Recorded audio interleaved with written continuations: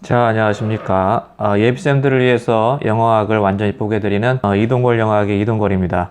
오늘은 2019년 전공 A 5번의 문제를 한번 풀어보도록 하겠습니다. 2점짜리 기입형 문제입니다. 문제를 한번 읽어볼게요. 자, read a passage를 읽고 fill in the blank, 블랭크를 채웁니다. where most appropriate, 적절한 발음 기호를 넣어달라는 얘기죠. 발음 기호를 넣어달라면은 지문의 발음 기호에 대한 설명을 하고 우리가 거기에 해당하는 기호를 넣어주면 되겠네요. 그렇게 어렵지는 않을 것 같아 보입니다. 자, 지문을 먼저 한번 읽어볼게요. 자, 두 개의 different definition이 있다고 이야기를 합니다. 뭐에 대해서 tense하고 lex distinction, 그러니까 tense하고 lex 바울에 대한 디스팅션입니다. 자, 이때 여러분들 머릿속에 텐스 바울과 렉스 바울이 뭔지 머릿속에 바로 정리가 돼야 돼요. 자, 여기를 보시면은 지금 이 부분이 모음 사각도인데 모음 사각도 그림은 지금 안 나와 있죠, 책에. 그래서 이렇게 이 정도의 사각도를 먼저 한번 그려보고요. 여기에 지금 렉스 바울이라고 이렇게 테두리를 쳐놨죠. 그래서 이 지금 형광펜으로 칠하는 5개의 모음이 렉스 바울입니다. 그래서 이 렉스 바울은 바로 잡아 두셔야 되고, 그 다음에 테두리 밖에 있는 6개의 모음이 있죠. 6개의 모음은 텐스 바울이 되는 겁니다. 그래서 이 모음에서 영어에서 모음에서 렉스 바울과 텐스 바울을 이렇게 구분하는데, 이렇게 구분하는 방식이 아까 두 가지의 정의에 의해서 구분할 수 있다고 이야기를 했습니다. 이제 그걸 한번 들여다볼게요. 자, 여기 보시면은 phonetic definition이 있고요. phonological한 definition이 있습니다. 음성 의문론을 공부할 때 지금 가장 첫 번째, 가장 중요한 게 음성학과 의문론을 여러분들이 정확하게 구분하시는 거예요. 단순히 그 책에 나온 정의를 암기하는 게 아니라 정말로 여러분들 마음 깊숙이 이 phonetic과 phonology에 대한 차이점을 잘 이해하고 알고 계셔야 됩니다. 간단하게 말씀드리면 이 포네틱한 데피니션, 즉 포네틱하다라고 말하면 물리적인 측면입니다. 소리를 물리적인 측면으로 접근하는 거예요. 그러니까 우리가 모음이나 자음을 발음을 할 때 그 발음이 입 안에서 조음 기관에서 어떤 조음 기관들을 이용해서 발음이 나며 공기가 폐에서 기도를 통해서 입 밖으로 나올 때 어떻게 협착이 어느 정도에 일어나며 또 공기가 궁항으로 나오는지 비강으로 나오는지 이런 것들, 그 다음에 혀의 위치, 이런 것들로 지금 물리적인 측면으로 기준을 잡는 것이, 소리를 연구하는 것이 그게 포네틱, 음성학이 되는 거죠. 그래서 음성학은 보통 전 인류의 언어를 연구하는 것이 그게 이제 일반적이고요. 포놀로지는 개별 언어의 소리 패턴이에요. 포놀로지는 소리 패턴이 되는 겁니다. 소리 패턴이라 하면 간단하게 말씀드리면은 한국어의 소리 패턴과 영어의 소리 패턴이 달라요. R, L 사운드를 한국어에 소리했다는 그 R 사운드와 L 사운드가 의미를 구분하는 그러한 소리가 아니에요. 그러니까 컨트라스트, 대조적인 소리가 아닙니다.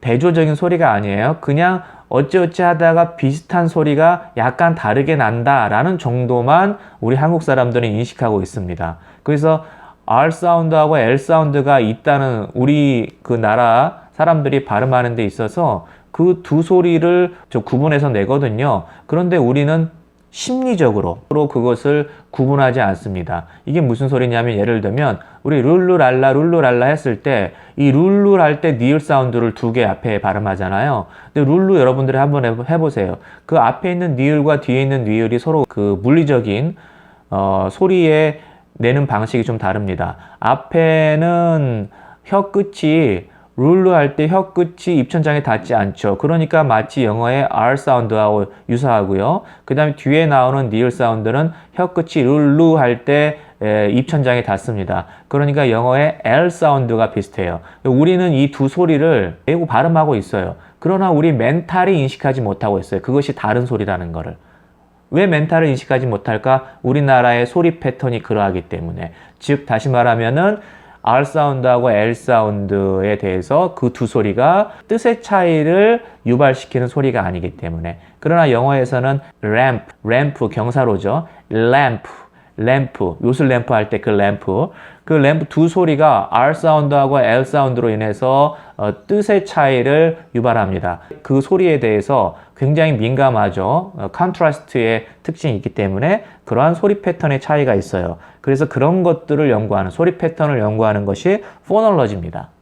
이해되셨죠? 그러니까 물리적인 그 소리 그 자체의 연구가 아니라 포놀로지는 개별 소리의 소리 패턴을 연구하는 겁니다. 이 두 가지 측면에서 텐스 바울과 렉스 바울을 정의하는 겁니다. 간략하게 한번 보면은, 자, 텐스 바울은 지금 텅 포지션으로 정의를 할 수가 있어요. 어떻게? 포네틱한 측면에서 텅 포지션이 좀 하이어하게 렉스보다 위에 위치한다 이렇게 들어갔습니다. 자, 여기에 하이 바울 이렇게 우리가 이렇게 구분을 할 수가 있죠. 이렇게 구분을 했을 때 이렇게 모음 사각도를 구분했을 때 이 사운드가 텐스 바울이고 아래가 렉스 바울이죠. 이 하나는 위에 있고 렉스 바울은 아래 있잖아요. 혀의 위치를 나타내는 겁니다. 에 사운드도 지금 텐스 바울은 위에 있고 그 다음에 렉스 바울은 아래에 있습니다. 혀의 위치를 모음 사각도가 표현을 하는 겁니다. 그래서 렉스 바울은 아래에 있고 텐스 바울은 혀의 위치가 위에 있다라는 것을 지금 여기서 어떻게 정의합니까? 포네티컬하게 정의를 하고 있고요. 두 번째에 그 포네틱 데피니션의 두 번째는 지금 duration입니다. 텐스 바울은 좀 더 길어요.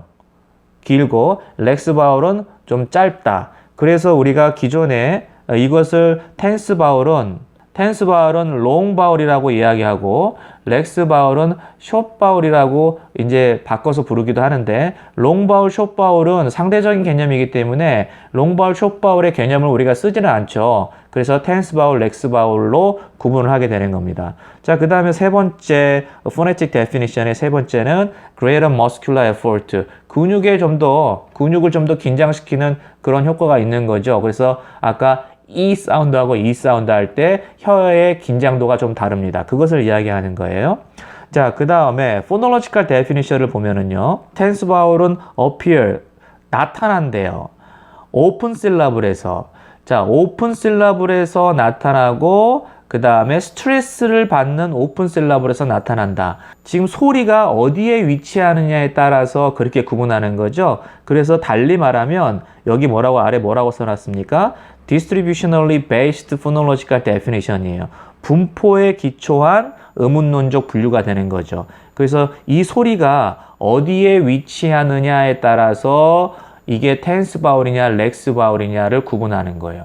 전혀 소리 그 자체의 음가를 가지고 구분하는 게 아니죠. 예, 위치에 따라서 마치 이런 말이 있잖아요. 사람이 그 자리에 따라서 사람이 바뀐다 막 이런 말처럼 소리도 그 자리에 따라서 이렇게 좀 구분을 할 수가 있는 겁니다. 조금 더 디테일하게 들여다보면은 텐스 바울은 오픈 실라블에서, 오픈 실라블 여러분들 개념 압니까? 지금 실라블의 우리가 구조를 이렇게 보면은 여기에 라임이 있고 여기에 뉴클리어 있고 앞에가 온셋이고 뉴클리어, 그 다음에 뒤에가 코다, 이런 실라블의 구조가 있죠.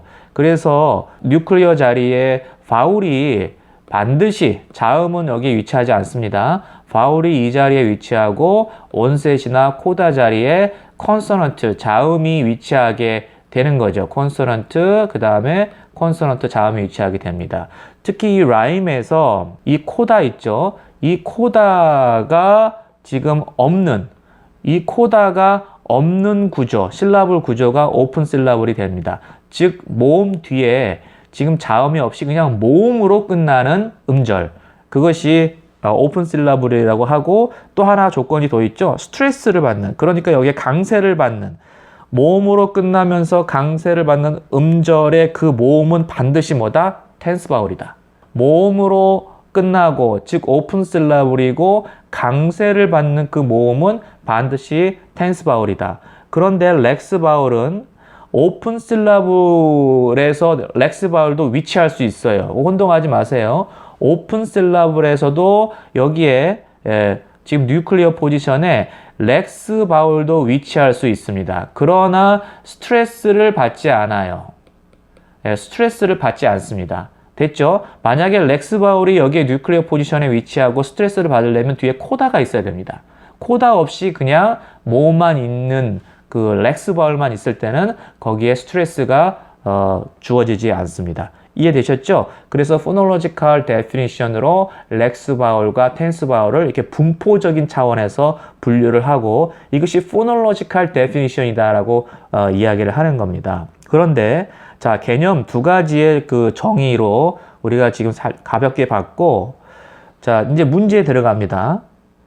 이렇게 포놀로지컬하게 지금 정의해서 분류하는 거, 그 다음에 포네티컬리하게 분류해서 구분하는 것 사이에 지금 coming to conflict, 뭔가 충돌이 일어난다는 거예요. 자, 어떤 측면에서 충돌이 일어나냐면 첫 번째하고 두 번째 두 가지 차원에서 이야기하고 있죠. 자, O하고, 자, 요거는, 요 소리는 지금 이중모음이 아닙니다. 요 텐스 바울이, O의 텐스 바울이 이중모음화 되는 것을 표현하는 거지 이중모음이 아니에요.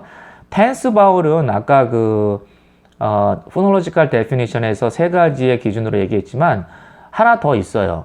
뭐냐면 텐스 바울은 이중모음화 되는 경향이 있습니다. 이중모음화. 왜냐하면 길게 발음되잖아요. 듀레이션이 좀 길잖아요. 그러니까 길게 발음되니까 이 텐스 바울을 어떻게 발음해요? 오, 이렇게 발음되기 때문에 뒤에 길게 발음되는 이 이중모음화 현상을 그대로 표현하게 되는 거죠.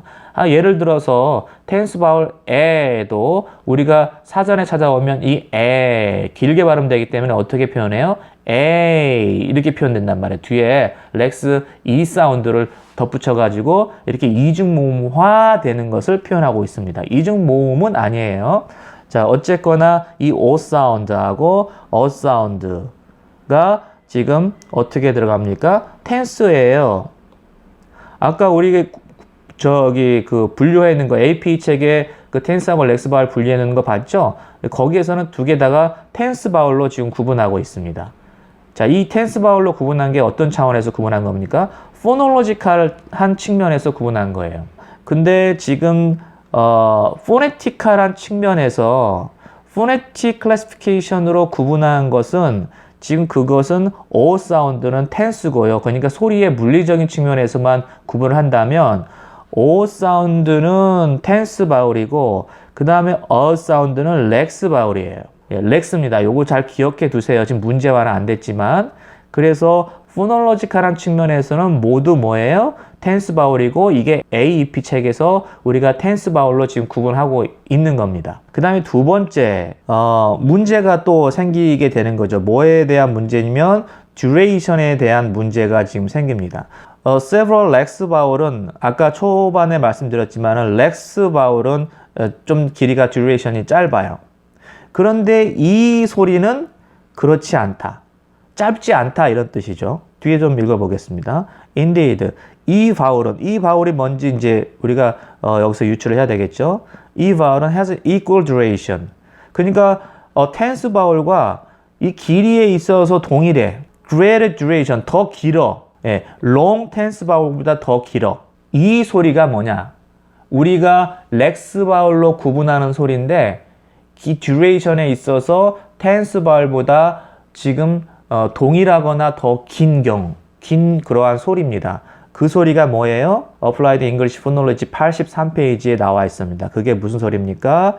에 사운드가 됩니다. 답안 쓸 때 IAP 심볼만 집어넣으라고 그랬으니까 여기에 사선은 집어넣지 않고 그냥 에 사운드만 집어넣어도 상관이 없겠습니다.